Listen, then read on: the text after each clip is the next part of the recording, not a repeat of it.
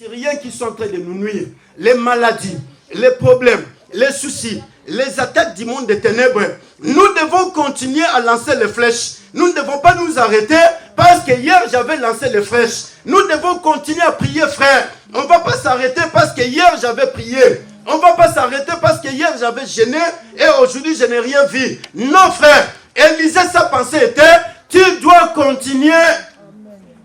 Si nous voulons vivre la gloire de Dieu sur la terre des vivants, nous devons continuer à lancer les flèches. Les flèches, c'est l'image de la parole de Dieu. Les flèches, c'est l'image de ta vie de prière. Les flèches, c'est l'image des dons que Dieu a mis en toi. Combien aujourd'hui tu te réjouis avec les petits résultats que tu avais réussi hier? Hier, quand tu as exercé ton don, et tu as vu, ah oui, quand j'ai chanté ce jour-là, j'ai vu les gens pleurer. Et depuis ce jour-là, tu es resté là. Tu ne vois que c'est les gens qui ont pleuré ce jour-là. Mais tu oublies que Dieu a encore des choses merveilleuses à faire. Hier, quand tu avais exhorté quelqu'un, Dieu, il a guéri la personne de la maladie. Tu t'es arrêté là. Tu dis, ah oui, en tout cas, ce jour-là, j'ai vu Dieu. Comment est-ce qu'il a guéri cette personne? Non, frère. Dieu te dit de continuer, ma sœur. Dieu te demande de continuer à frapper. Il faut frapper, Marco. La flèche, continue à frapper cela. Continue à travailler. Jésus dit, cet homme est sauvé parce que vous avez accepté. Écoutez, frère, les mots impossibles, c'est des mots de dictionnaire français. Qu'est-ce qui fait que les êtres humains utilisent les mots impossibles? Parce que l'homme sur la terre est habitué à vivre avec les mécanismes. Et comme il est habitué à vivre avec les mécanismes, l'homme, il sait que pour obtenir les papiers, il faut passer par un mécanisme. On a été impôt. Alléluia. L'homme, il sait. Applaudis Jésus. Applaudis le Saint-Esprit de Dieu ce matin. Ces applaudissements sont très très faibles. Alors je te demande d'applaudir le Dieu qui t'a accordé la vie ce matin. Alléluia. Si tu réalises réellement que c'est Dieu qui t'a donné la vie, tu vas vraiment l'applaudir. Tu vas acclamer Dieu en sautant, en priant, en poussant des cris de joie pour la gloire du Seigneur, parce que c'est bien lui, le Dieu qui nous a donné ce que nous avons. Oui, c'est que le monde ne pourra jamais nous donner, mais lui nous a donné.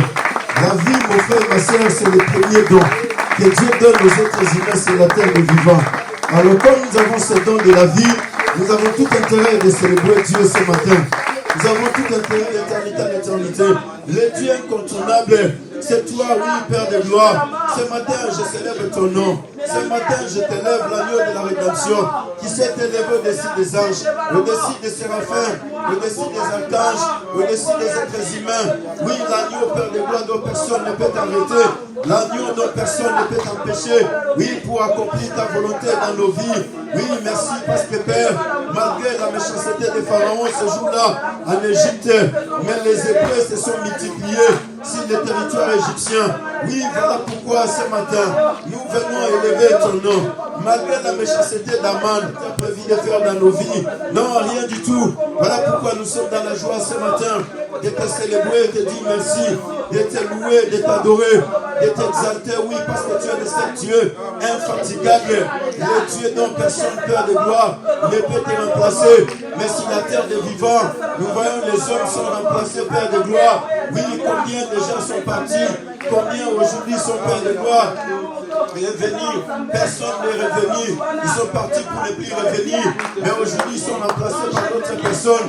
Oui, hier, on avait François Hollande, mais aujourd'hui, il est remplacé par Macron. Oui, après le lendemain, on aura un autre président qui va remplacer Macron. Mais toi, tu restes toujours Dieu éternellement. Sur ton trône, personne ne te remplacera. Oui, le Dieu qui n'a pas de mandat. Tu donnes des mandats aux hommes. Tu mets fin à ce mandat, Père de gloire. Voilà pourquoi ce matin, je viens te célébrer. Oui, parce que les gens ils sont en train de se dire, mon mandat va prendre fin. Je dois tout faire pour enfin m'acquérir la richesse parce que je ne veux plus revenir. Mais tu es le Dieu qui n'a pas de mandat. Tu t'appelles l'Éternel, le Dieu d'éternité à l'éternité. Merci pour ce temps. Oui, Saint-Esprit de Dieu, que tu as permis que nous puissions y être là. Toi qui nous sauves, cher Saint-Esprit. Toi qui nous libères, Père de gloire. Oui, le Dieu infatigable, c'est toi. C'est lui qui n'a jamais échoué, tu n'échoueras jamais. Oui, Père de gloire. Merci parce que tu es notre vie. Tu es notre force et notre assurance. Tu es tout, Père de gloire, pour nous. Voilà pourquoi nous te rendons toute la gloire. dans le nom puissant de Jésus-Christ. Toi qui es la parole, Père de gloire, fais Dieu. Ce matin, nous te laissons ce moment. Oui, Saint-Esprit de Dieu, que toi seul qui puisses, Père de gloire, nous parler par le biais de ta parole. Oui, parce que tu es la parole qui est esprit et vie. Que tu nous donnes la vie par le biais de la parole. Dans le nom puissant de Jésus-Christ Nazareth. Oui, Père, j'amène toute pensée captive à l'obéissance de ta parole. Parce que tu es le Dieu vivant. Pour la gloire de ton Saint-Nom. Dans le nom puissant de Jésus-Christ Nazareth. Oh, merci parce que tu es le Dieu incontournable, Père de gloire. Que ce moment apparaisse pour la gloire de ton Saint-Nom. Dans le nom puissant de Jésus-Christ Nazareth. Que notre unique Seigneur est sauveur. Nous t'avons ainsi prié.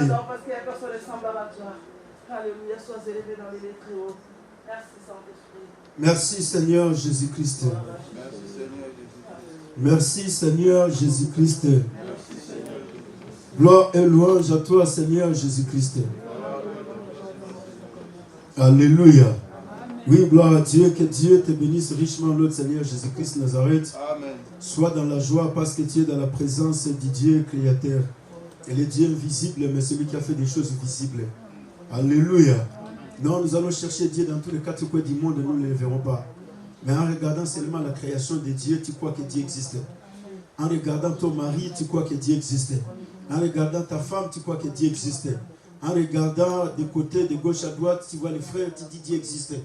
Parce que physiquement, tu vas chercher Dieu dans tous les laboratoires, tu ne le verras pas. Tu vas entrer dans toutes les bibliothèques du monde, tu vas lire tous les livres, mais tu ne verras pas Dieu. Alléluia. Dieu, tu ne le verras pas. Mais quand tu regardes ton enfant, tu dis non, Dieu existe. Tu te regardes toi-même, tu te réveilles le matin, tu dis non, Dieu existe. Alléluia. Même si tu ne lisais pas la Bible, mais en voyant ce que seulement tu vois avec tes deux yeux, tu crois que Dieu existe. Parce qu'il y a des gens qui ont crié à Dieu, mais ils n'ont jamais lu la Bible. Mais ils ont crié à Dieu que Dieu existait. Il a regardé tout simplement un grand arbre et il dit non, cet arbre ne pouvait pas pousser de lui-même. Il y a quelqu'un qui a fait que cet arbre soit là. Celui qui a fait que cet arbre soit là, c'est Dieu. Alors la personne a crié à Dieu. Il y a des gens qui ont regardé seulement les lions, ils disent non, non. Les lions ne peuvent pas exister de lui-même. S'il y a quelqu'un qui a fait que les lions soient là, alors celui qui a fait que les lions soient là, c'est Dieu. Alléluia. Amen. Voilà, que Dieu soit béni. Et nous sommes là dans la présence du Dieu créateur. Donc nous devons être dans la joie parce que la joie, ce n'est pas le résultat de ce que nous achetons dans les magasins. Mais la joie, c'est le fruit du Saint-Esprit. Donc le Saint-Esprit qui en nous produit la joie. Alors comme le Saint-Esprit produit la joie, je sais que je n'ai pas besoin de te poser la question de savoir si tu as la joie. Mais je sais que tu as la joie. Amen. Je n'ai pas besoin de te poser la question si tu as la paix. Je sais que tu as la paix. Amen. Parce que Jésus ne nous a pas laissé l'argent. Jésus a dit, je vous donne la paix comme le monde ne pourra jamais vous la donner. Amen. Et je vous laisse ma paix. Donc le chrétien ne peut jamais manquer la paix.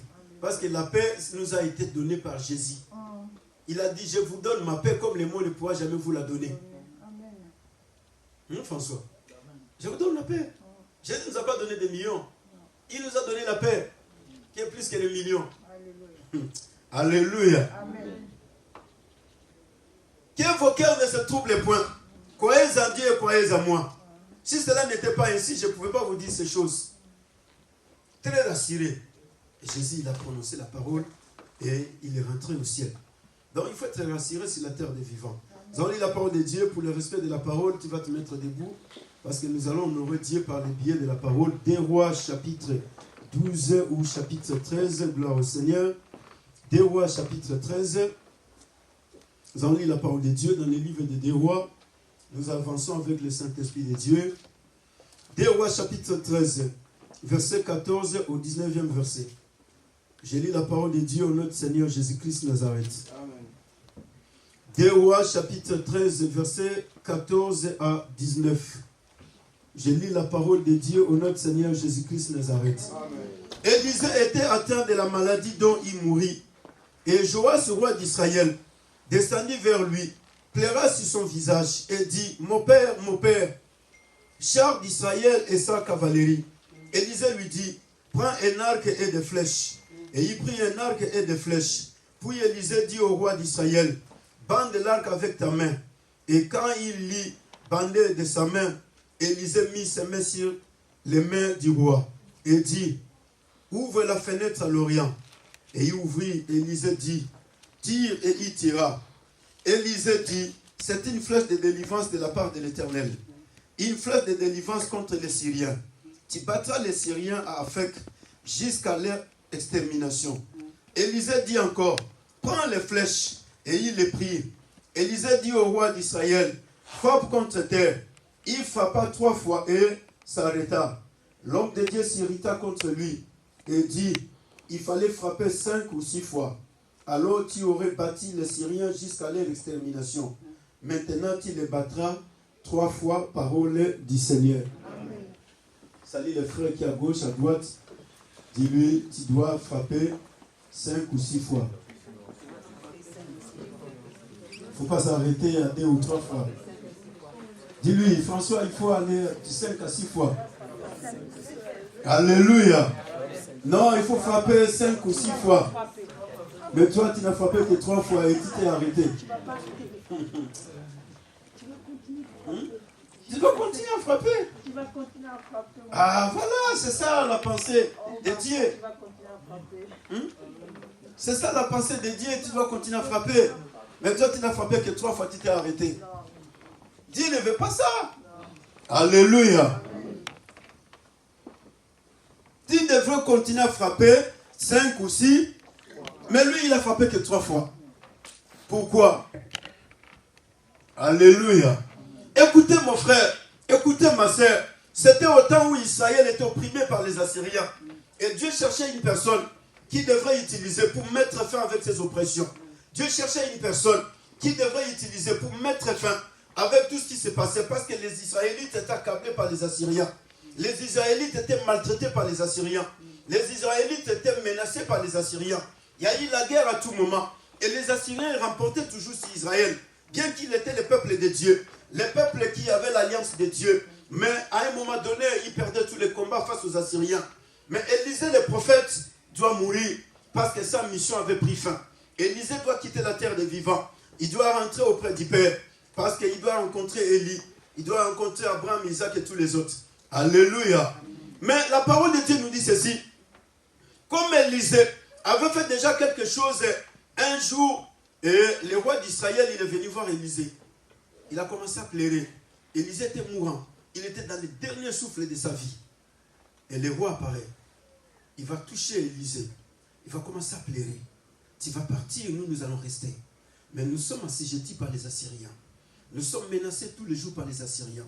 Nous sommes combattus par les Assyriens. Et les Assyriens, à tout moment, ils remportent sur nous. Et toi, tu vas quitter. La personne qui nous défendait, c'était toi. C'est toi qui nous révélais les secrets des Assyriens. C'est toi qui faisais tout ce qu'il fallait faire. Maintenant que toi, tu vas quitter, comment nous allons rester? Alléluia. Amen. Parce que les rois connaissaient la puissance d'Élisée. Les rois connaissaient qu'est-ce qu'Élisée faisait. Comment est-ce qu'Élisée, il a même un jour rendu aveugle les Assyriens. Comment est-ce qu'Élisée, un jour, il a prié pour que Dieu puisse les détourner du chemin où il venait pour combattre Israël. Comment est-ce qu'Élisée, il a prié pour que Dieu ouvre les yeux de Géasi, pour que Géasi voie l'armée de l'Éternel qui entourait Élisée. Frère, Élisée n'était pas n'importe qui. Alléluia. Non, ce n'est pas les prophètes de blabla. Comme aujourd'hui on se réveille le matin, on se dit, bon, je suis prophète parce que j'ai vu, il y a un panier de mangues qui tombe sur la tête de quelqu'un. Non, ce n'est pas ça les prophètes. J'ai vu un panier de bâtons de l'eau sur ta tête. Alors voilà, Dieu me dit, il y a ceci, il y a cela. Non, ce n'est pas ça Élisée. Et le roi, il vient voir Élisée pour lui dire, écoutez, tu vas partir, char d'Israël, toi qui es l'homme fort d'Israël, tu vas nous quitter. Maintenant que tu vas partir, comment est-ce que nous allons rester avec les Assyriens? La parole de Dieu nous dit, quand il était en train de pleurer, parce qu'il a pleuré amèrement ce jour-là, il avait besoin de quelque chose de la part d'Élisée. Alléluia. Est-ce que vous me suivez? Il avait besoin de quelque chose de la part d'Élisée. Bien qu'il était roi, mais ce qu'il avait besoin, il se retrouvait entre les mains d'Élisée. Et la parole de Dieu nous dit, Élisée va comprendre que non, ce garçon, il a besoin vraiment de mon appui. Il a besoin de mon soutien. Bien que je suis au dernier souffle de ma vie, mais je dois faire quelque chose pour lui. Et la parole de Dieu nous dit, il a prié, mon père, char d'Israël et sa cavalerie. Élisée lui dit, va prendre l'arc, va chercher ton arme. La solution est dans ton arme. Alléluia. Et le roi devait aller chercher son arme. Écoutez frère, il est parti, il a pris l'arme. Et quand il est revenu, Élisée lui dit, maintenant que tu as pris l'arme, tu vas tirer. Prends la flèche, tu vas tirer. Et le roi, il va prendre sa flèche, qu'il a pris l'arc, il a bandé. Et Élisée lui dit, tu vas ouvrir ta fenêtre. Et en ouvrant la fenêtre, tu vas tirer la flèche. Et le roi, il a ouvert la fenêtre, il a tiré la flèche. Et quand il tire la flèche, Élisée va commencer à lui parler. Élisée dit, c'est une flèche de délivrance de la part de l'Éternel. Et lui ne comprenait pas. Alléluia. Voilà pourquoi il y a des fois Dieu il fait des choses et les gens ne comprennent pas. Et Dieu il fait des choses, mais il y a des fois tu n'arrives pas à réaliser pourquoi Dieu il fait ces choses dans ma vie. Pourquoi Dieu il est en train d'accomplir ceci dans ma vie. Pourquoi Dieu il doit faire ça avec moi. Et Élisée qui comprenait les choses était en train de continuer à lui parler. Mais lui ne comprenait pas. Élisée lui dit, écoutez mon fils, c'est une flèche de délivrance de la part de l'Éternel. Une flèche de délivrance contre les Syriens. Tu battras les Syriens avec jusqu'à leur extermination. Élisée dit encore, prends les flèches. Alléluia. Amen. Voilà ce qui est beaucoup plus important, mon frère et ma soeur. Nous sommes au temps où toi et moi, nous devons comprendre. Élisée, c'est l'image du Saint-Esprit de Dieu. Oui, parce que nous avons besoin de comprendre la parole de Dieu dans la dimension la plus simple. Alléluia. Pas la dimension la plus compliquée, mais très simple. Élisée, c'est l'image du Saint-Esprit de Dieu. Oui, Élisée, c'est l'image de Jésus qui est présent dans la chair physique avec Pierre, avec Jean, avec Matthieu, avec Thomas et André. Ils sont là avec Jésus. Mais Jésus doit quitter la terre. Il doit retourner auprès du Père. Mais en retournant auprès du Père, Matthieu, Jean et les autres ne vont pas rester comme ça. Jésus doit faire quelque chose pour les rassurer. Que je vais partir, mais vous allez rester. Vous allez continuer la mission que j'avais déjà commencée. Élisée doit quitter la terre, mon frère. Il doit rentrer auprès du Père. Mais les Assyriens qui continuent à combattre les peuples, ils doivent arrêter de continuer à maltraiter Israël. Mais qu'est-ce qui doit se faire? Élisée, il va dire au roi Joas, prends l'arc, prends ton arme. Maintenant, tu vas bander la flèche. Et en bandant la flèche, tu vas tirer la flèche sur la fenêtre. Tu vas ouvrir la fenêtre de ta maison. Tu vas tirer la flèche. Et quand tu vas tirer la flèche, là où la flèche va tomber, c'est là où l'Éternel va te donner la victoire. C'est-à-dire que c'est une flèche qui n'est pas n'importe quelle flèche, mais c'est une flèche de la délivrance de la part de l'Éternel. Qu'est-ce qui va se passer? Avec cette arme-là, avec cette flèche-là, toi, tu vas battre les Assyriens qui sont en train d'opprimer Israël. Tu vas battre les Assyriens qui sont en train de menacer Israël. Et Élisée lui dit, va prendre des flèches. Maintenant, la première flèche, c'était une seule. Mais maintenant, tu dois prendre beaucoup de flèches. Alléluia. Amen. Et le roi est parti, il a pris des flèches. Élisée lui dit, maintenant va, avec toutes les flèches que tu as, tu vas commencer à tirer. Sans pour autant te fatiguer. Va tirer. Et il est parti, il a tiré la première fois, il a tiré la deuxième fois, il a tiré la troisième fois, il s'est arrêté. Et il est revenu. Quand il est revenu, le roi lui pose la question de savoir, le prophète Élisée, il dit non, j'ai tiré 3 fois. Élisée s'irrita. Élisée s'est mis en colère. Il a dit, mais pourquoi tu as tiré 3 fois? Il fallait tirer 5 ou 6 fois. Mais toi, tu t'es arrêté pour quelle raison? Alléluia. Voilà, nous sommes au temps de la guerre, mon frère, ma soeur. Les Assyriens sont là. Chacun de nous a ces Assyriens qui les combattent. Écoutez, la vie n'est pas une vie qu'on vit toujours dans la communauté. Il y a un moment donné, tu dois savoir que nous avons une vie collective. Mais à un moment donné, tu dois savoir que tu as une vie personnelle, une vie individuelle. Frère, les combats dont tu traverses, ce ne sont pas les combats de ton mari, de ta femme. Les combats de ta femme sont les combats de ta femme. Les combats de ton mari sont les combats de ton mari. Mes combats ne sont pas tes combats. Toi, tu as tes combats, moi aussi j'ai mes combats. Mais à un certain niveau, chacun de nous doit arriver à comprendre que quelque part, j'ai des combats. Mais avec ces combats, qu'est-ce que je dois faire? Il y a les Assyriens qui sont là dans la vie de tout un chacun, frère. Aujourd'hui, nous avons plusieurs Assyriens qui sont en train d'asservir le monde entier. Nous avons le Covid-19 qui est là comme des Assyriens. Nous avons le coronavirus qui est là. Nous avons aujourd'hui tous les variants qui sont en train de varier matin et soir. Alléluia. Ils sont là en train de varier. On avait commencé avec les variants britanniques. Et après, nous sommes passés les variants sud-africains. On a quitté les variants sud-africains, on est arrivé aux variants brésiliens. Quand on a quitté les variants brésiliens, nous sommes arrivés aux variants Delta. Delta, aujourd'hui, on est avec Omicron. Et après, demain, on sera avec Omicron. Je ne sais pas quel nom ils vont encore nous donner. Alléluia. Mais faites attention, frère. Ce sont des Assyriens. qui sont en train d'asservir les peuples. Ce sont des Assyriens qui sont en train de combattre les familles du monde entier. Voilà, aujourd'hui, tout le monde est privé de la liberté. On avait commencé avec la distanciation de 1 mètre. Il ne faut pas s'approcher de l'autre. On nous a dit non, ce sont des mesures barrières qui nous permettront pour que les gens ne soient pas contaminés. Et après, on nous a dit non, il faut porter tout le temps les masques pour qu'on soit protégé. Il faut se laver les mains. C'est ça, oui ou non? Et il ne faut pas se saluer. Il faut se saluer dans les coudes. C'était comme ça, non? Ah non, c'est sérieux, non? Nous sommes tous là. Comme ça. Non, au début, on nous a dit qu'il faut se saluer avec le coude. Et si vous voulez tousser aussi, il faut faire ça. N'est-ce pas? Il ne faut pas se saluer, se serrer la main. Et quand vous voulez tousser, il faut faire ça. Alléluia. Mais écoutez, frère, écoutez, ma soeur, toutes ces choses qu'on nous a dit de faire, nous l'avons fait. On nous a dit, bon, voilà, nous sommes dans la première vague. La première vague, elle est là. On s'est dit, bon, tout quelques temps après, elle va disparaître. Nous allons retrouver la vie comme elle était auparavant. Non, on a quitté la première vague. Nous sommes aujourd'hui dans la 5e vague. D'ici peu de temps, on va entamer la 6e vague, n'est-ce pas? Oui. Carlito? Peut-être, hein? Alléluia. Amen. Mais on nous l'assurait toujours que non, non, non, il y a des solutions là-dessus. Après, on nous a dit, bon, il faut se faire vacciner. La première vaccination, la deuxième et la troisième. Donc, pour enfin que nous soyons tous sécurisés. Pour qu'enfin qu'il n'y ait pas la propagation de la maladie. On nous a donné tous les moyens possibles, frères. Mais écoutez, mon frère, écoutez, ma soeur, mais nous continuons à vivre avec la même situation. Les Assyriens sont toujours là en train de combattre les vies des gens. Les gens sont réduits à rien. Les gens sont réduits à la liberté totalement réduite. Les gens, ils sont empêchés de ne pas faire beaucoup de choses. On te dit, bon, voilà ceux qui ne se sont pas fait vacciner, vous n'allez pas entrer dans les restaurants. Vous n'avez pas le droit de boire assise. Vous allez prendre votre café vite fait debout et puis vous allez partir. Je ne fais pas la politique, mais je suis en train de prêcher la parole de Dieu. Alléluia. Amen. Mais je ne fais pas la politique. N'allez pas dire au président, non, non, notre pasteur, il est en train de faire la politique. Je ne fais pas la politique. Je suis en train de prêcher la parole de Dieu.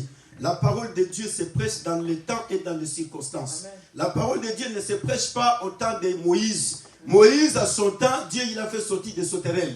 Mais en mon temps, ce ne sont pas des sauterelles qui sont là. En mon temps, il y a le Covid-19. En mon temps, il y a le coronavirus. En mon temps, il y a les variants. Au temps de David, il y avait la peste.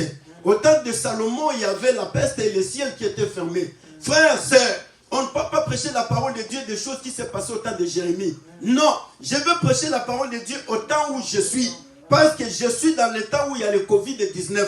Je suis dans le temps où il y a le coronavirus. Au temps de Moïse, si tu posais la question à Moïse de Covid, il ne connaît rien de Covid-19.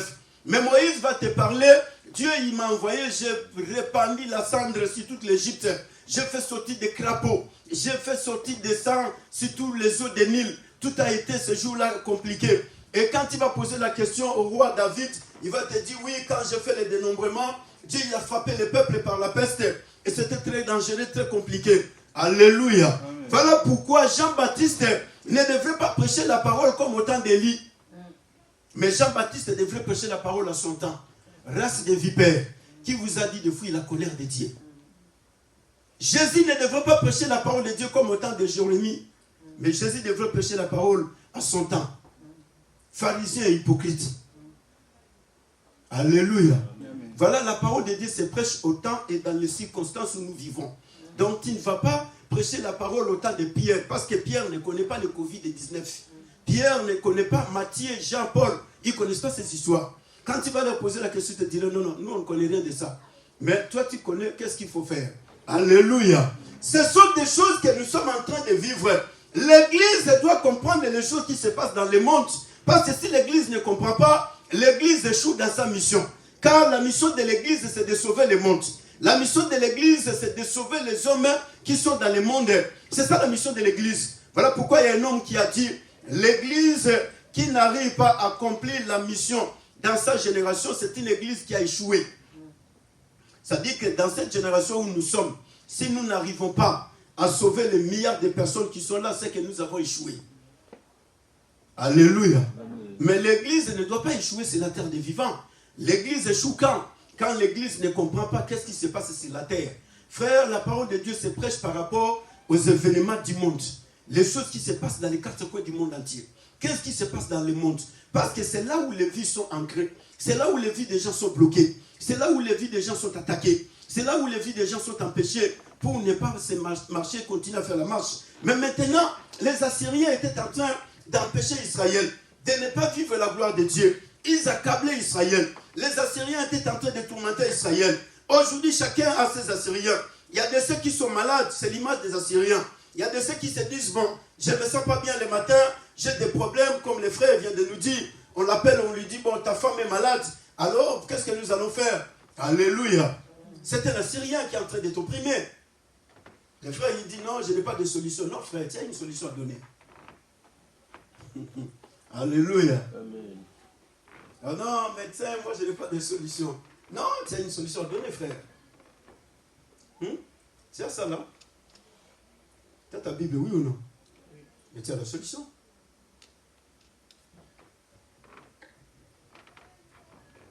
Voilà ce qui est beaucoup plus important, frère. C'est, nous devons comprendre que la parole de Dieu n'est pas une histoire. La parole de Dieu n'est pas une récitation, les corbeaux et les renards.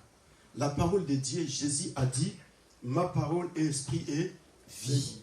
La chair ne sert à rien, mais c'est l'esprit qui vit, qui vivifie. Alléluia. C'est l'esprit qui donne la vie. Nous sommes dans un temps où il y a la guerre. Nous sommes dans un temps où les Syriens sont en train d'envahir l'humanité tout entière. Nous sommes dans un temps où aujourd'hui nous ne savons pas qu'est-ce qui va nous arriver après-demain. Qu'est-ce que nous dira après le lendemain. Parce que nous sommes dans une période où l'Église doit comprendre que le temps où nous sommes, ce n'est pas le temps où les gens vont dire, bon, nous attendons jusqu'à ce que la situation va s'améliorer. Non, la situation ne va pas s'améliorer aujourd'hui. Alléluia. Le Covid-19 va aller jusqu'en 2030. Nous allons vivre avec le Covid-19. On va continuer à changer seulement des noms. Omicron, Delta, tout ce qu'il y a. Nous allons continuer à vivre avec ça parce que c'est la prophétie de la parole de Dieu. Dieu, il a déjà parlé. Et quand Dieu parle, la parole de Dieu reste oui et amen. Alléluia. Amen. Non, les gens doivent comprendre la pensée de Dieu. Mais Dieu ne viendra pas pour arrêter le Covid-19. Dieu ne va pas venir. Parce que Dieu se dit, bon, pourquoi nous avons le Covid-19? Dieu n'enlèvera pas le Covid-19. Écoutez frère, écoutez ma soeur. Il y a des fois nous interprétons très très mal Dieu. On interprète très mal la pensée de Dieu. On se dit, bon, pourquoi Dieu n'a pas arrêté cette situation? Dieu ne va pas arrêter la situation. Dieu, qu'est-ce qu'il fait? Dieu, il épargne les siens. Dieu, il protège ce qui lui appartient. Voilà pourquoi vous verrez en Égypte, quand les Hébreux ont commencé à se multiplier, la parole de Dieu dit quoi? Il y a eu un pharaon qui est venu au pouvoir qui ne connaissait pas Joseph. Et qu'est-ce qu'il a fait? Il a commencé à maltraiter les Hébreux. Et quand il a commencé à maltraiter les Hébreux, la parole de Dieu dit qu'il a cherché à réduire les Hébreux à néant. Il a dit, ces peuples, ils sont en train de devenir beaucoup plus nombreux. Et ils risquent de nous dépasser. Et quand ils vont nous dépasser, ils vont s'associer avec nos ennemis. Ils vont nous frapper et ils vont nous récupérer le territoire de l'Égypte. Mais écoutez frère, malgré la méchanceté de ce pharaon, lui il a voulu réduire les peuples de Dieu. Mais la parole de Dieu nous dit ceci, Dieu faisait multiplier les peuples sur le territoire de l'Égypte. Tant que lui était en train de chercher des stratégies, comment je vais empêcher la multiplication de ces peuples? Dieu ne va pas empêcher le Covid-19. Non, ne faites pas cette prière. Que Dieu empêche le Covid-19. Non, Dieu il va protéger les siens. Les siens c'est qui? C'est toi et moi. Dieu il va nous protéger. Pourquoi? Parce que nous appartenons à Dieu. Et comme le Dieu nous dit, Aman il a pris la décision de détruire tous les Juifs. Mais qu'est-ce que Mardochée a fait? Mardochée a demandé à Esther d'aller parler au roi. N'est-ce pas? Amen. Alléluia. Amen. Mardochée demanda à Esther va parler au roi. Pour qu'enfin que le roi puisse nous épargner. Et le roi, qu'est-ce qu'il a fait? Il a écouté la prière d'Esther, la demande d'Esther. Le reine Esther, qu'est-ce que tu veux que je te donne? Esther lui dit, je veux que tu puisses épargner mon peuple. Et le roi va écrire. Et le roi, il va épargner tous les peuples juifs. Mais qu'est-ce qui arrive? La parole de Dieu nous dit, les Juifs, quand ils ont commencé à détruire les peuples de Babylone, et le roi n'avait pas moyen d'intervenir, parce que lui-même avait ordonné de protéger les peuples. Alors voilà pourquoi, mon frère, ma soeur, nous sommes au temps où toi et moi, nous devons comprendre que Dieu ne va pas venir pour mettre fin avec le Covid-19. Mais Dieu, qu'est-ce qu'il va faire? Dieu, il va nous protéger, nous qui lui appartenons. Nous qui appartenons à Dieu, Dieu va nous protéger à 100%. Raison pour laquelle vous verrez, avant la traversée de la mer Rouge, il y a deux choses qui se sont faites. Qu'est-ce qui s'était passé? Du côté des Hébreux, Dieu il a mis la lumière. Et du côté des Égyptiens, il y a eu quoi? Qu'est-ce qu'il y a eu dans le côté des Égyptiens? Oh, lisez bien vos Bibles.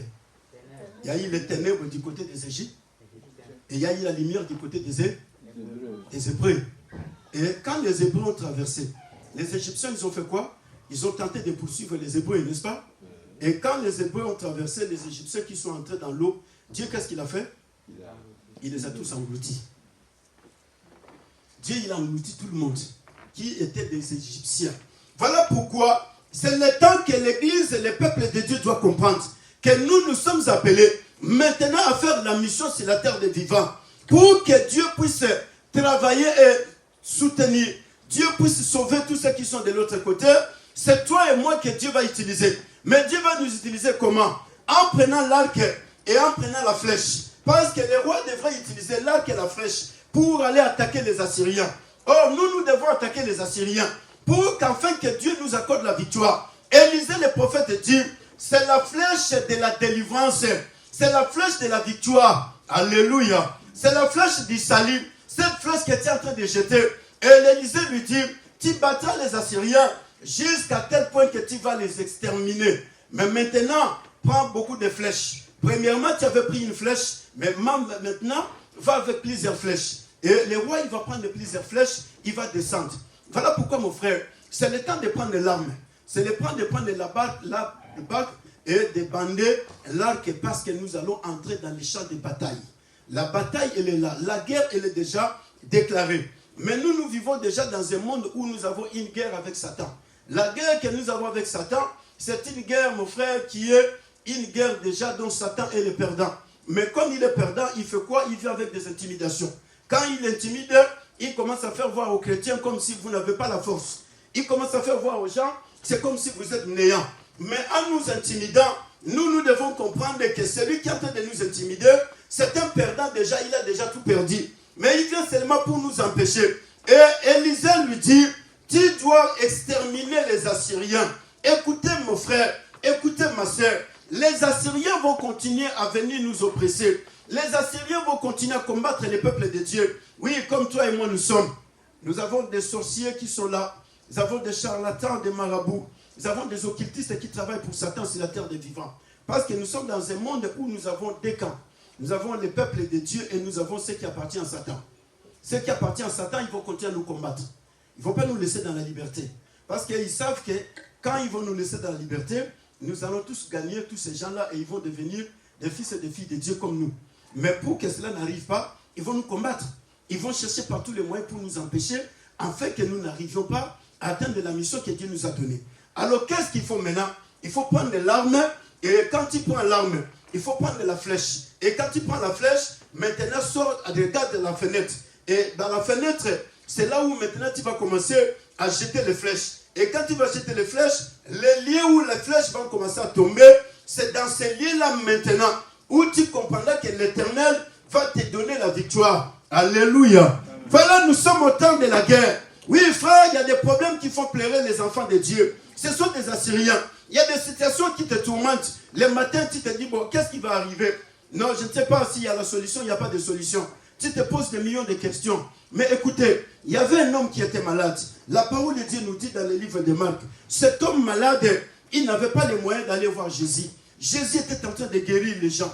Jésus faisait des miracles extraordinaires. Jésus faisait marcher les paralytiques. Jésus faisait des choses glorieuses. Mais cet homme ne pouvait pas se lever de lui-même pour arriver là où était Jésus. Qu'est-ce que la parole de Dieu nous dit?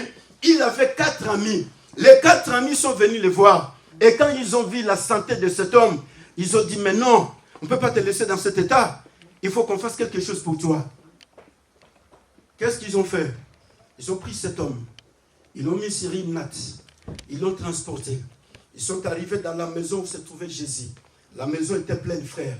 La porte était bloquée. Tu n'as pas d'accès. Mais qu'est-ce qu'ils ont fait? Ils ont dit non.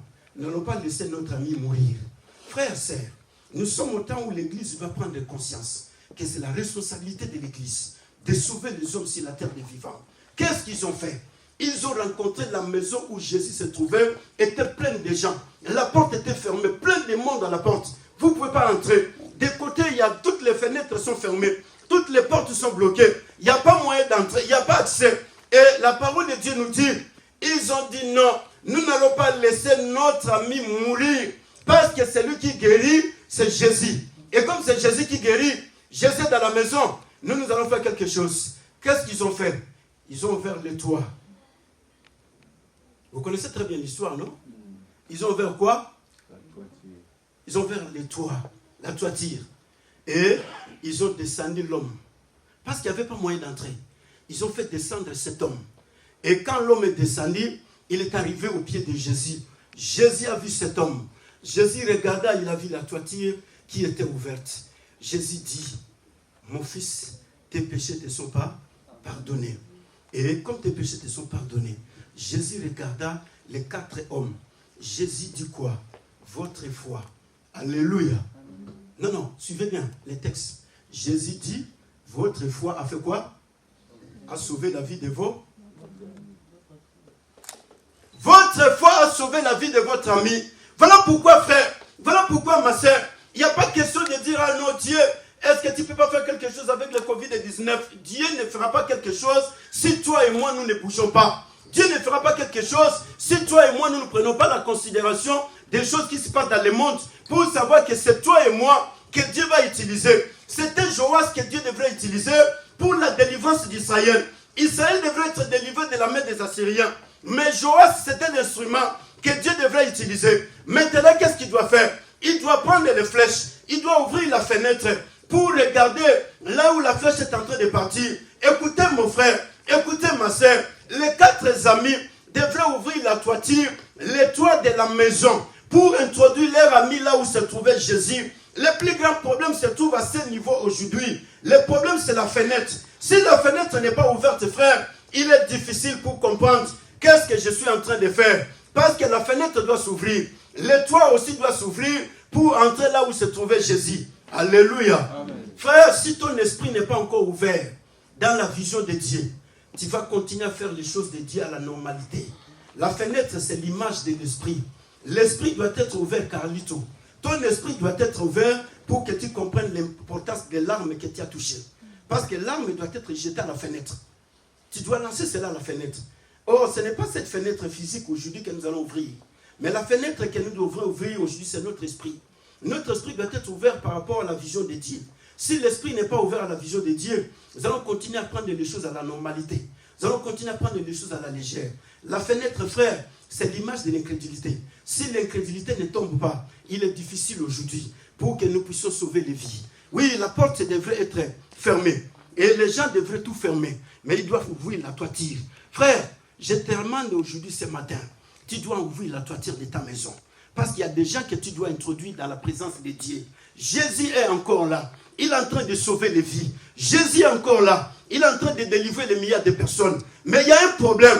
Ce qui empêche, c'est quoi? Il y a la toiture qui est là. Mais il faut que la toiture soit ôtée pour entrer, pour arriver là où se trouve Jésus. Mais la toiture, c'est l'image de l'incrédulité, frère.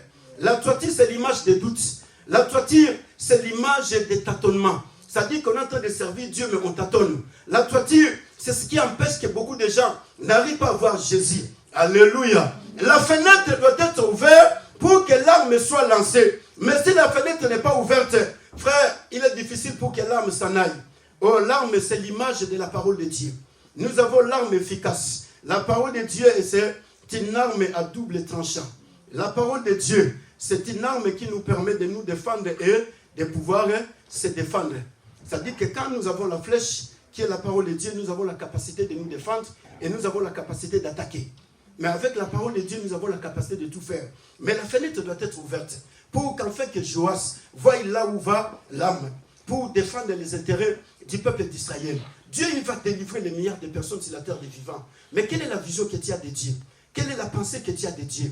Aujourd'hui, le grand problème, c'est quoi? C'est comme le frère vient de dire, je n'ai pas de solution. Oui, frère, tu n'as pas de solution. Mais tu as le Dieu qui donne des solutions. Alléluia.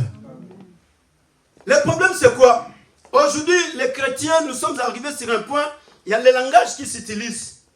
Le langage le plus dur chez les chrétiens aujourd'hui, c'est impôt. Impossible. C'est impôt. Impossible. Alain. C'est impôt. Impossible. Le langage qui détruit la foi. Frère, si les 4 hommes regardaient la grandeur de la toiture et ils disaient c'est impossible, leur ami serait mort entre leurs mains. Parce que c'est impôt. Impossible. Mais ils ont dit cela n'est pas impôt. Cela est possible. Nous allons trouver la toiture et nous allons entrer. Nous allons y arriver. Là se trouvait Jésus. Écoutez mon frère, écoutez ma soeur. Qu'est-ce qui fait qu'aujourd'hui beaucoup de fois sont détruites? Parce que le mot impossible est beaucoup utilisé dans le langage des chrétiens. Quand on regarde la situation, on se dit non, impôt. Tu as été à la préfecture, ils ont dit quoi? Ils m'ont rejeté. Tu as été là où on fait toutes les démarches possibles.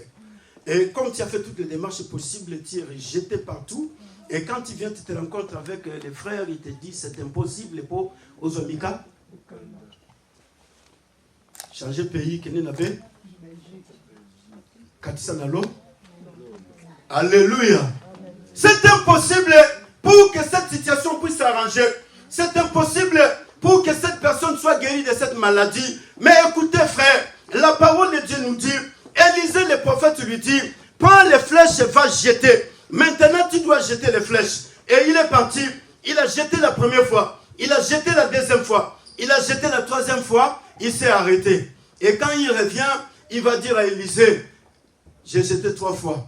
La parole de Dieu nous dit quoi? Et Élisée s'est dit, pourquoi tu as frappé 3 fois? Il fallait pas frapper 5 ou 6 fois. Mais toi, tu as frappé 3 fois. Et tu reviens pour me dire, tu t'es arrêté.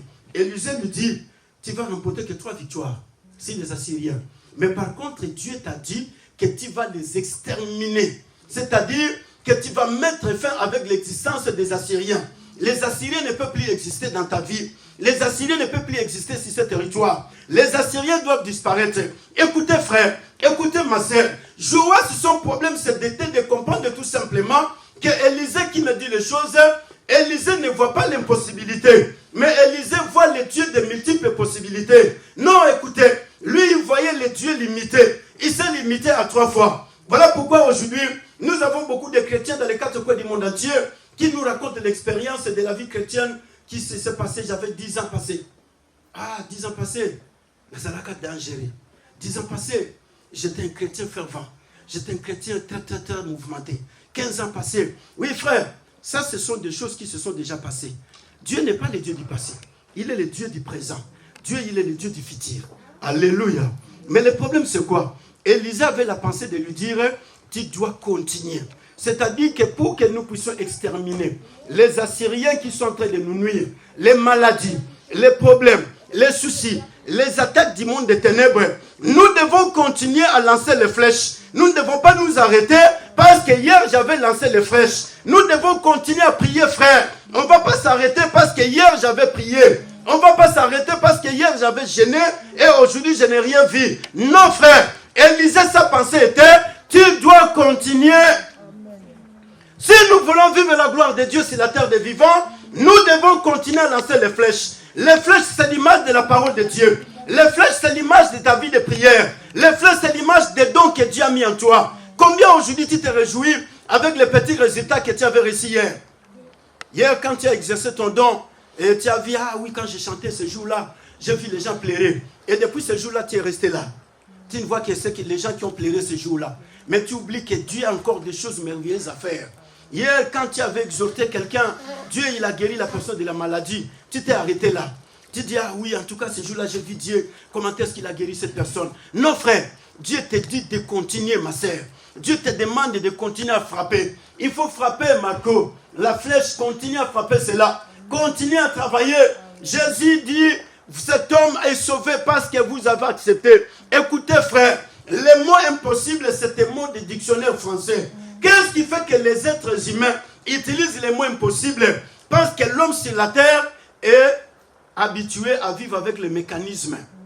Et comme il est habitué à vivre avec les mécanismes, l'homme, il sait que pour obtenir les papiers, il faut passer par Ce qui est un mécanisme, on a été impôt. Alléluia. L'homme, il sait, pour obtenir la guérison, il faut passer par les mécas. Il faut prendre ça et tu fais ça. Si tu ne fais pas ceci, cela n'arrivera. L'homme, il sait, pour qu'enfin que tu puisses faire ceci, il faut passer par les mécas. Frère, Dieu ne dépend pas du mécanisme des êtres humains. Les jours où toi et moi, nous allons atteindre ces niveaux. C'est comme ça que nous allons sauter les niveaux des mécanismes. Même si on veut te dire que cette situation elle est plus grave, tu diras pour vous elle est grave, mais pour Dieu cela n'est pas grave. Amen. Oui, on m'a appelé hier ou avant-hier. Non, il y a la maman, vous connaissez la maman Caro, qui venait à l'église. Oui, sa fille, maman Maggie m'a appelé pour dire, Papa Emmanuel, maman est à l'hôpital. Et le médecin nous a dit, on va les débrancher parce que son état de santé n'est pas bien. Il faut que tu ailles à l'hôpital faire la dernière prière pour que maman puisse partir. Je lui dis, non, moi je ne veux pas prier pour que maman puisse mourir. Je n'ai jamais réussi cette parole, moi. Je n'ai jamais lu cette parole dans ma Bible. Mais je vais prier pour que Dieu fasse quelque chose. Non, Papa Emmanuel, médecin à l'Aubert au Koufanaï. Je dis, voilà. L'être humain est habitué avec les mécanismes. Les mécanismes, c'est comme ça qu'on utilise le mot impossible. Batali age na yo babi te age yo gobota lisusu te mécanisme. Batali age na yo babi age yo gobala lisusu te impossible. Frère, Dieu n'utilise pas les mécanismes. Dieu, il est souverain. Et dans sa souveraineté, Dieu utilise la seule voie. La voie qu'il utilise, c'est son autorité, sa puissance. Voilà pourquoi si c'était pour toi et moi, Marie ne pouvait pas mettre Jésus au monde. Parce que Dieu ne dépendait pas de Joseph. Mais Dieu, il est passé lui-même voir Marie. Voilà frère, si c'était pour toi et moi, David ne pouvait pas devenir roi. Qu'est-ce que Samuel a dit à Dieu? Mais c'est là impossible, Dieu. Il y a un roi déjà qui est sur le trône. Comment je vais faire pour encore oublier un autre roi? Dieu lui dit, va, je te dirai ce que tu vas faire dans la maison d'Isaïe. Pour te faire comprendre que moi je ne suis pas le Dieu de l'impossible. Je suis le Dieu de multiples possibilités. Oui frère, aujourd'hui le problème c'est quoi? Les mots impossibles. Voilà pourquoi les gens sont découragés. Les gens ils sont abattus. Les gens ils sont démoralisés. Parce qu'on utilise les mots impossibles. Les 4 hommes, ils ont compris que nous allons trouver la fenêtre. Mais nous allons entrer là où se trouve Jésus. Notre ami doit être guéri. Frère, sœur, as-tu déjà utilisé les mécanismes de la foi pour voir Dieu dans toute sa puissance et sa grandeur? As-tu déjà utilisé? Mais tu utilises les mécanismes des êtres humains. Le président, il a dit qu'il faut se faire vacciner pour être dans la sécurité. Mais moi, Dieu me dit, si Dieu ne bâtit pas la ville, c'est lui qui l'a bâti. Hein? Si Dieu ne garde pas, c'est lui qui garde. Hein? Ah, je suis là, je continue à marcher, frère. Je n'ai pas besoin de ces mécanismes-là. Oui, mais combien de gens qui se sont fait vacciner sont en train de pleurer à l'hôpital? Et ils se posent des questions. Mais même moi qui suis vacciné, je suis encore contaminé. Mais vous m'avez dit que les vaccins, il fait quoi? Alléluia. Non, frère, Dieu n'a pas besoin de mécanismes. Si Dieu veut faire des choses dans ta vie, tu dois d'abord enlever la pensée du mécanisme. Beaucoup de frères et sœurs sont tombés dans les chaos aujourd'hui parce qu'on les a présenté les mécanismes. C'est le mot oh, 10 ans. Ah, impôt. Et si Malisusu? Oui, pour Nayo et aussi Malisusu. Mais pour Nzambe et aussi, parce que Dieu n'utilise pas le langage des êtres humains. Voilà pourquoi ce jour-là, Élisée, le même Élisée que nous sommes en train de parler, parlait à une femme qui n'a jamais eu d'enfant. À l'âge de la vieillesse, Élisée lui dit, les jours où je suis en train de sortir dans ta maison, tu tomberas enceinte, tu auras un fils. La femme lui dit quoi? Non, ne te moque pas de moi, parce que je suis déjà à un âge avant. Alléluia. Amen. Je suis déjà dans un âge avant. Élisée lui dit, selon ma parole, je te dis que selon ma parole, je vais sortir dans ta maison. Tu m'as nourri ici, moi je vais sortir. Mais toi, tu tomberas enceinte. Tu enfanteras un fils. Et c'est ce que moi je te donne comme récompense de tout ce que tu as fait pour moi. La femme a travaillé avec les mécanismes. Voilà pourquoi, frère et sœurs, le mécanisme n'est pas la procédure de Dieu. Le mécanisme n'est pas le chemin dont Dieu suit. Le mécanisme n'est pas la voie de Dieu. Ça, c'est la voie des êtres humains. C'est comme ça que le roi Joas, il s'est arrêté à 3 fois. Mais Élisée lui dit non. Il fallait continuer 5 à 6 fois. Mais pourquoi tu t'es arrêté à 3 fois? Parce que pour lui, il savait que les Assyriens, ils sont plus forts. Alors si je continue avec les Assyriens, ils vont continuer à nous battre. Donc comme je vais les gagner 3 fois, c'est fini, c'est bon. Alors je vais me reposer. Mais écoutez frère, Dieu ne fait pas des choses selon les mécanismes des êtres humains. Si c'était pour les mécanismes, aujourd'hui, Jean-Baptiste ne serait pas né. Si c'était pour les mécanismes, Jean-Baptiste a robot à mater. Alléluia. Amen. Parce que son père était déjà avancé en âge. Sa mère était déjà vieille. Et comment cela va-t-il se faire? Selon la science, on nous dit déjà, ils ont ménopause. Et Silinongo. Sarah déjà 3 fois ménopause. Voilà pourquoi, frère, Dieu n'utilise pas les mécanismes des êtres humains. Ce qui bloque aujourd'hui la vie, parce qu'on ne veut pas enlever la toiture. L'esprit n'est pas ouvert. Et comme l'esprit n'est pas ouvert à la parole de Dieu, c'est comme ça aujourd'hui, on est en train de décourager beaucoup de gens. On dit non, non, non, oh, ici m'a sauté. Yo, ça dit moula bona libala. Ozuko tateti lelo, tika, ici m'a sauté. Frère, peut akutani na bandeko ba ebise no kelo luwa no mosi mususu. Sœur peut attaller à bien comme le roi Sarah, avec des zones de regard. Parce que ça ne va plus te. Alléluia. Amen. Et si Malisusu, voilà pourquoi Jésus a dit, ce qui est impossible aux hommes, cela n'est possible qu'à. Ce qui est impossible aux hommes, cela n'est que possible à. Frère, nous servons le Dieu de la multiplicité. Dieu, c'est un Dieu de multiples possibilités. Dieu ne dépend pas de toi. Mais toi, tu as seulement prononcé une parole. Que mon Dieu guérisse ma femme, point barre. Amen. C'est ça la parole de Dieu, frère. Je n'ai pas besoin de savoir comment Dieu va le faire. David ne savait pas comment est-ce qu'il va vaincre la victoire. Son fils l'a détrôné du trône. Il est parti. David est parti. Mais j'aime bien la parole de David. David, il dit à Joab, là où tu vas dans la guerre, protège Absalom, mon fils. Ne le tue pas. Frère, protège Absalom, mon fils. Ne le tue pas. Parce que Dieu ne veut pas me donner la victoire par la mort d'Absalom. Mais Dieu, il va me donner la victoire parce qu'il est Dieu. Mais Joab ne tue pas Absalom. Frère, quelle fois la personne qui te combat, tu vas demander encore qu'on puisse le protéger? Hein? Isaac, tu vas le faire? C'est mon ennemi, non? Mais tu demandes qu'on puisse le protéger. Voyez l'angaye. J'ai besoin de voir Absalom, mon fils. Amen. Alléluia. J'ai besoin de voir Absalom, mon fils. Ne le tue pas. Mais Joab, méchant qu'il était, il a tué Absalom. Mais David n'avait pas besoin de la mort d'Absalom. Parce que David savait que Dieu ne dépendait pas d'Absalom.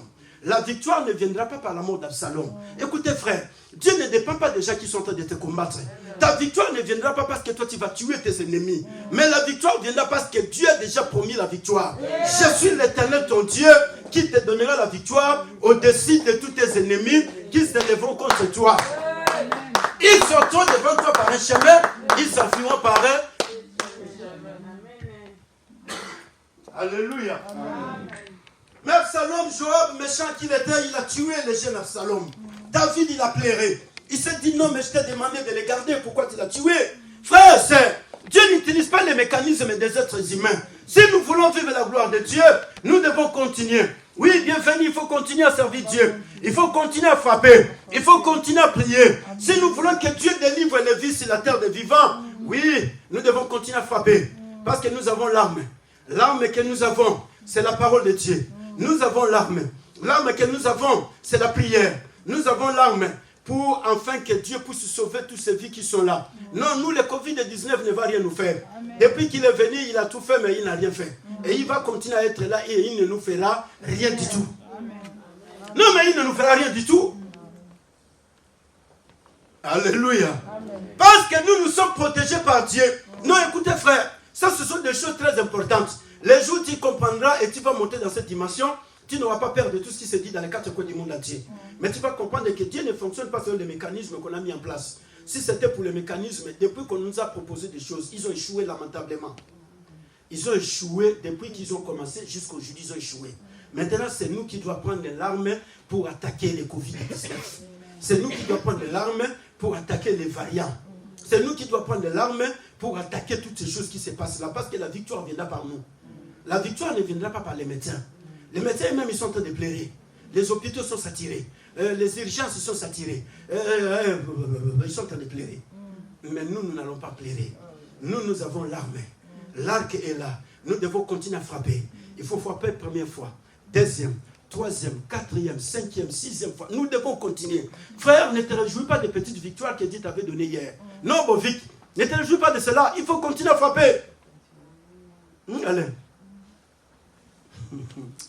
Ah, église de la foi authentique. Carlito. Gisèle. Ne te réjouis pas de toutes ces petites victoires. Ah oui, son église, et c'est le cas déjà. Dieu a encore des choses à faire avec nous. Mais prenons les flèches, mettons-nous à tirer les flèches. Mettons-nous au travail. Le message constant à ornette. Après les lacs de métaux, comme on a merveille, comme on a Janice, comme on a Charlène, comme on a. Donc, voilà, les choses vont continuer. Messi, le Barobala, les choses vont continuer. Mais nous ne nous réjouissons pas de toutes ces petites choses-là. Dieu a encore de grandes choses à faire avec nous. Et comme Dieu a encore de grandes choses à faire avec nous, enlevons la toiture. Parce que c'est la toiture qui nous empêche. L'esprit est bloqué dans des choses minimes. Les petites choses. L'esprit est bloqué là-bas. Mais Élisée lui dit, tu dois ouvrir la fenêtre. Et tu dois lancer les flèches. Oui, quand nous allons ouvrir la fenêtre, nous allons faire tomber l'incrédulité.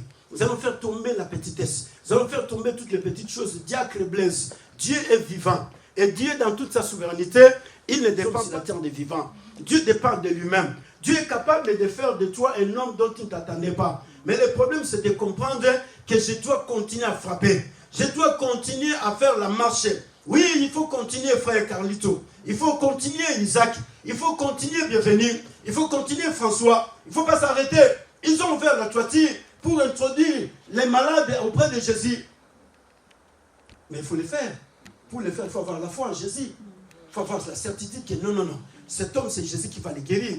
Mais quand nous allons transporter notre église, frère, pour l'introduire là où se trouve Jésus, Jésus est capable de changer tout dans notre église.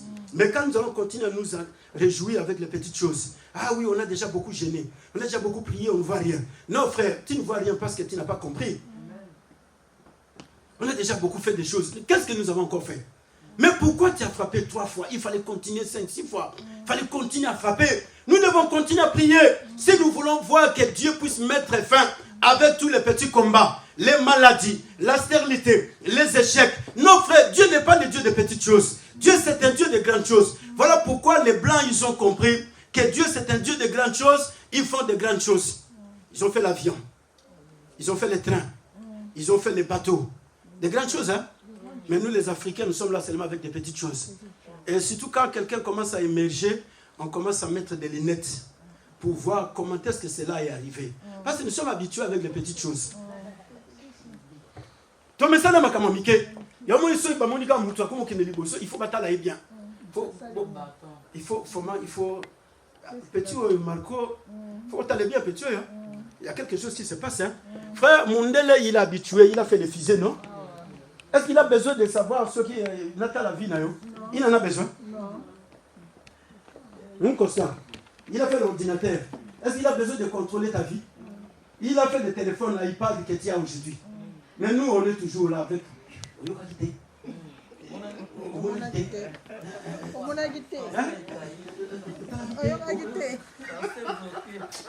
L'esprit est bloqué. Les pensées sont bloquées. C'est comme ça que même à l'église, on ne peut pas avancer. C'est comme ça dans toutes choses, on ne peut pas avancer. Parce qu'on ne voit que des petites choses. Quand on voit les choses grandes, on commence à soupçonner. Non, papa ou Guillaume, il faut que tu ailles bien. Mais à quoi il faut aller?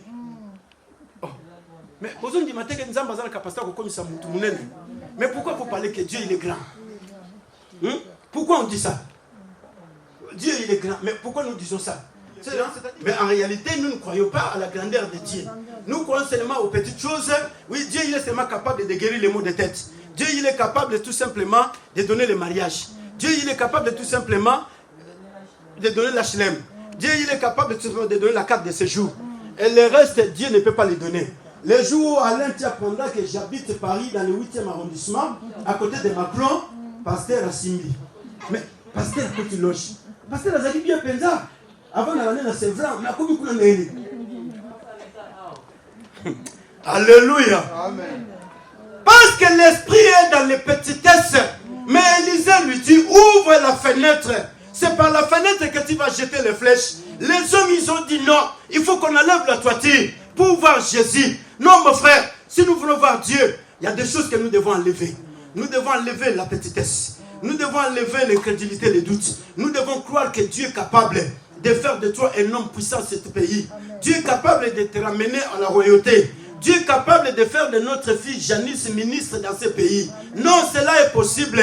Dieu est capable, mon frère et ma soeur. Non, nous devons croire en Dieu. Dieu est capable de nous donner une église de 10 000 personnes. Dieu est capable de nous donner des millions d'argent. Mais nous devons continuer à frapper. Nous devons continuer. Dieu est capable, Alain, de faire de toi un homme puissant dans ce pays. Dieu est capable de tout. Mais il faut que la fenêtre soit ouverte. L'esprit doit s'ouvrir. Comprendre la révélation de la parole de Dieu. Si l'esprit ne s'ouvre pas, nous allons continuer. Mon invité. Mon invité. Oui, je laisse. Mais si les satanistes, ils croient que Satan est capable de leur donner des choses. Mais pourquoi nous, quand nous parlons de Dieu, nous ne croyons pas? Mais nous parlons seulement comme des paroles vaines. Mais les satanistes disent non, non. Je vais voir Satan et Satan donne-moi des millions. Satan leur donne des millions, oui ou non? Bon, où est-ce que Satan tire tous ces millions pour donner aux gens? Parce que nous lui disons, toi tu n'as rien fait, n'est-ce pas? Mais parce que nos esprits sont encore bloqués. La fenêtre doit s'ouvrir. Dis, ma fenêtre doit s'ouvrir. Mon esprit doit s'ouvrir. Dès aujourd'hui, au nom de Jésus-Christ Nazareth, mon esprit doit s'ouvrir. Toi, l'incrédulité, tu tombes au nom de Jésus-Christ. Toi, le doute, tu tombes au nom de Jésus-Christ. Non, tu m'empêches de ne pas avancer avec Dieu. Moi, je dois avancer avec Dieu. Dans le nom puissant de Jésus-Christ Nazareth. Toi, la petitesse, tu dois tomber. Parce que moi, je dois faire de grandes choses avec Dieu sur la terre des vivants. Non, avec Dieu, je dois faire de grandes choses. Dans le nom puissant de Jésus-Christ. Non, Satan, tu dois me libérer. Tu dois libérer mon esprit. Tu dois libérer mes pensées. Tu dois libérer mon cœur. Tu dois libérer mon âme. Parce qu'en 2022, je veux vivre la grandeur et la gloire de Dieu. Dans le nom puissant de Jésus-Christ Nazareth. Non, en 2022, je veux vivre le Dieu de la grandeur. Même si j'ai 10 euros, mais les 10 euros vont devenir des millions d'argent. Au nom de Jésus-Christ Nazareth. Non, avec Dieu, je vais faire de grandes choses. Au nom de Jésus-Christ Nazareth, je vais continuer à frapper. Je vais continuer à frapper. Je vais continuer à servir Dieu. Je vais continuer à prier. Je vais continuer à confesser la foi. Je suis victorieux et non perdant. Je suis en bonne santé et non malade. Je suis en haut et non en bas. Je suis riche et non pauvre. Je suis élevé et non abaissé. Je suis guéri. Oui, je suis dans la joie de servir le Dieu qui n'a pas de problème, mais qui est la solution de tout mon problème. Oui, je suis dans la joie de servir le Dieu qui n'a pas de combat, mais il est la victoire de tous mes combats. Je suis dans la joie d'adorer le Dieu qui n'a jamais été malade, mais qui est la guérison de la maladie. Au nom de Jésus-Christ Nazareth, je suis dans la joie de servir le Dieu qui n'a jamais été maudit, mais qui s'est fait malédiction sur la croix, pour que moi je sois béni. Oui, je suis béni. En Jésus-Christ, je suis béni. En Jésus-Christ, je suis élevé. En Jésus-Christ, j'avance. En Jésus-Christ, l'Église doit faire de grandes choses. Oui, au travers de moi, Dieu va sauver des vies. Je vais continuer à bander l'arc. Je vais continuer à frapper. Nous allons continuer à travailler pour la gloire de Dieu. Nous allons continuer à évangéliser, gagner des âmes. Nous allons continuer à prier dans le nom puissant de Jésus-Christ. Que Dieu fasse de vous des hommes et des femmes forts sur la terre des vivants. Que Dieu fasse de vous des hommes et des femmes puissants sur la terre des vivants. Que Dieu ouvre vos esprits. Que vous entrez dans la grandeur de Dieu. Que vous voyez Dieu dans toute sa grandeur, dans sa puissance. Que Dieu fasse de grandes choses dans vos vies. Dans le nom puissant de Jésus-Christ Nazareth. Amen.